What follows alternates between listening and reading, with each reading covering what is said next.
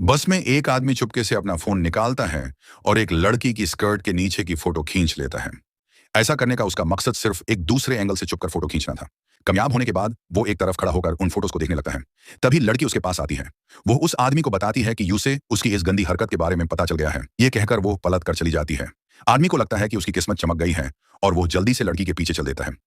घर पहुंचने के बाद उस आदमी बिस्तर पर धक्का दे देती है और बताती है कि वो नहाने जा रही हैं। तभी एक अधेड़ उम्र का आदमी अंकल अंदर आता है, जिसके हाथ में एक कैमरा होता है। वो आते ही अवे को कपड़े उतारने के लिए कहता है। अवे जल्दी से सफाई देता है कि यूज इस चीज में कोई इंटरेस्ट नहीं है। वो सीधा दूसरी मंजिल की खिड़की से नीचे कूद जाता है।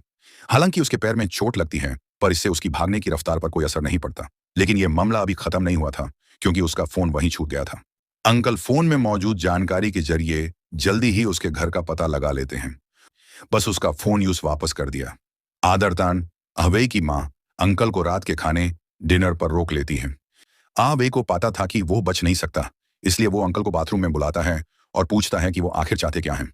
लेकिन अंकल ऐसी शर्त रखते हैं कि वह अपनी ही माँ की स्कर्ट के नीचे की फोटो खींचे। वे बिल्कुल मना कर देता है, क्योंकि वह उसकी माँ है। खाने की मेज पर वापस आने के बाद वे जानबूझकर अपना कांटा फोर्क नीचे गिरा देता है। जैसे ही वह फोन निकालकर फोटो खींचने वाला होता है, उसका बड़ा भाई घर आ जाता है। अंकल की गुस्से भरी आंखों को देखकर वे बुरी तरह फंस जाता है। बहुत ज्यादा घबराहट की वजह से उसका पूरा जिस्म कांपने लगता है। वो आखिरकार अपने माँ बाप के सामने सब कुछ सच सच कबूल करने का फैसला करता है। लेकिन तभी अंकल बात को घुमा देते हैं।